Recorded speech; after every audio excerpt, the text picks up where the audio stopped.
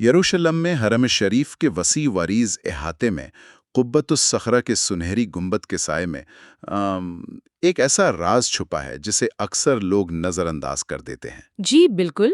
ایک چھوٹا سا بالکل تنہا کھڑا گنبد جس کی کہانی اس کمپاؤنڈ کی تاریخ جتنی گہری اور اہم ہے۔ اسے قبۃ النبی کہتے ہیں، یعنی پیغمبر کا گنبد۔ بالکل۔ تو آج ہمارے سامنے جو ذرائع ہیں وہ ہمیں اسی راز سے پردہ اٹھانے میں مدد دیں گے۔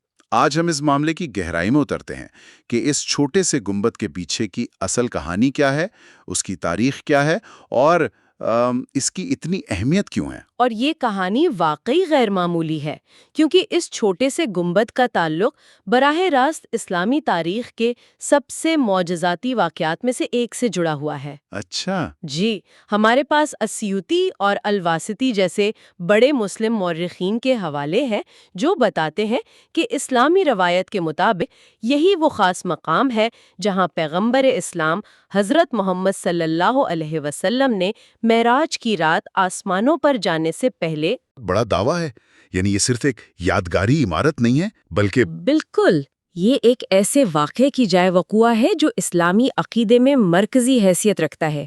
تو اس کا مطلب تو یہ ہوا کہ یہ وہ نقطہ ہے جہاں آسمان اور زمین اور تمام الہامی مذاہب کی تاریخ ایک لمحے کے لیے اکٹھی ہو گئی تھی۔ آپ نے بالکل صحیح سمجھا، یہ اس جگہ کی روحانی اہمیت کا مرکز ہے۔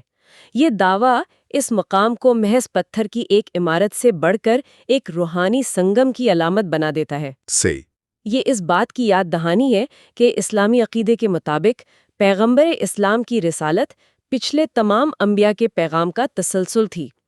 اس ایک نماز میں تمام پیغمبروں کا اکٹھا ہونا اس تسلسل کی سب سے بڑی علامت ہے۔ واہ! اسی لیے مورخین نے اس روایت کو اتنی اہمیت کے ساتھ محفوظ کیا ہے۔ یہ صرف ایک تاریخی واقعہ نہیں بلکہ ایک گہرا مذہبی اور علامتی بیان ہے۔ یہ واقعی ایک گہری بڑا کر تو اس لحاظ سے تو اس کی تاریخی حفاظت بھی بہت اہم ہونی چاہیے۔ اس کی تاریخ کے بارے میں ہمارے ذرائع کیا بتاتے ہیں؟ یہ کب تعمیر ہوا؟ جی، تو اس کی تاریخ کافی پرانی ہے۔ تاریخی دستاویزات کو دیکھیں تو اس کی جڑیں صلیبی جنگوں کے دور سے بھی پہلے کی ہیں۔ صلیبی جنگوں سے بھی پہلے کی؟ جی ہاں، یعنی یہ کوئی نئی تعمیر نہیں بلکہ ایک قدیم مقام ہے جسے وقت کے ساتھ ساتھ محفوظ رکھا گیا۔ لیکن اس کی جو موجودہ شکل ہے وہ زیادہ تر عثمانی دور کی مرہون منت ہے۔ اچھا۔ 1539 میں جب سلطان سلیمان عالی شان یروشلم کی تعمیر نو میں گہری دلچسپی لے رہے تھے، انہوں نے یروشلم کے گورنر محمد بے کو اس گنبد کی تعمیر نو کا حکم دیا۔ اوہ، سلطان سلیمان! یہ وہی ہیں جنہوں نے یروشلم کی مشہور فسیلیں تعمیر کروائی تھی؟ جی بالکل، وہی، اور یہی تو دلچسپ بات ہے۔ اس کا مطلب ہے کہ جب وہ شہر میں اتنے بڑے بڑے تعمیراتی منصوبوں پر کام کر رہے تھے تب بھی انہوں نے اس چھوٹے سے گنبد کو نظر انداز نہیں کیا، اسے بھی اہمیت دی۔ بالکل، اور یہی بات اس کی مسلسل اہمیت کو ظاہر کرتی ہے۔ یہ کوئی معمولی بات نہیں کہ ایک عظیم سلطنت کا حکمران جو پورے شہر کی قلعہ بندی کر رہا ہے وہ اس ایک چھوٹے سے گنبد کی تعمیر نو پر بھی توجہ دے۔ صحیح۔ اس سے پتہ چلتا ہے کہ یہ مقام عثمانیوں کے لیے صرف ایک تاریخی حوالہ نہیں تھا بلکہ ایک فعال روحانی مرکز تھا، اور یہ سلسلہ صرف سلطان سلیمان پر ختم نہیں ہوا۔ تو یہ جاری رہا؟ جی، عثمانی دور کے وقف ریکارڈز میں ایک بہت دلچسپ تفصیل ملتی ہے۔ تو اس گنبد کے لیے بھی کوئی وقف تھا؟ جی، اور یہی اس کی کہانی کا سب سے خوبصورت حصہ ہے۔ ذرائع بتاتے ہیں کہ مسجد اقصیٰ اور خاص سلطان عمارت کے لیے جو آمدنی وقف کی گئی تھی اس کا ایک حصہ خاص طور پر اس گنبد کے لیے مختص کیا گیا تھا۔ اور اس کا مقصد کیا تھا؟ ہر رات اس گنبد کے اندر ایک تیل کا چراغ روشن رکھنا۔ ہر رات ایک چراغ؟ صرف اس ایک چھوٹے سے گنبد کے لیے؟ جی، ہر رات۔ یہ تو کمال کی بات ہے۔ اس سے پتہ چلتا ہے کہ یہ صرف ایک تاریخی یادگار نہیں تھی بلکہ ان کی روزمرہ کی زندگی اور عقیدے کا ایک زندہ حصہ تھا۔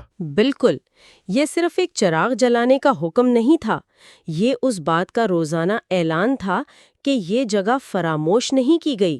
سلطنتیں بدل گئیں، حکمران آئے اور چلے گئے، لیکن ہر رات جلنے والی یہ ایک چھوٹی سی روشنی اس بات کی ضمانت تھی کہ تاریخ کا یہ اہم لمحہ آج بھی زندہ ہے۔ بالکل، یہ تسلسل کی ایک طاقتور علامت ہے، حتیٰ کہ ہمیں 1845 میں سلطان عبد المجید دوم کے دور میں ہونے والی مرمت کا بھی ذکر ملتا ہے۔ یعنی صدیوں تک اس کی دیکھ بھال کا سلسلہ جاری رہا۔ جی بالکل، یہ واقعی حیران کن ہے۔ اچھا، یہ تو اس کی تاریخ ہو گئی، لیکن جب کوئی وہاں جاتا ہے تو اسے کیا نظر آتا ہے؟ کیونکہ ذرائع بتاتے ہیں کہ اس کی بناوٹ بہت ہی منفرد ہے۔ جی، اس کی ساخت ہی اسے سب سے الگ بناتی ہے۔ یہ ایک ہشت پہلو گنبد ہے جو سنگ مرمر کے 8 ستونوں پر کھڑا ہے، لیکن سب سے عجیب بات اس کے چاروں طرف بنی پتھر کی ایک نیچی دیوار ہے۔ ایک دیوار؟ جی، ایک نیچی دیوار، اور اس دیوار میں داخلے کے لیے صرف ایک چھوٹا سا راستہ ہے، اور اندر اتنی ہی جگہ ہے کہ ایک وقت میں صرف ایک شخص نماز ادا کر سکتا ہے۔ صرف ایک شخص؟ یہ تو بہت ہی عجیب بات ہے نا؟ ایک ایسا مقام جہاں تمام انبیاء نے ایک ساتھ اجتماعی طور پر نماز ادا کی، وہاں ایک ایسی یادگار تعمیر کی گئی ہے جو صرف انفرادی عبادت کے لیے ہے۔ اس میں تو ایک تضاد سا محسوس ہوتا ہے۔ بالکل۔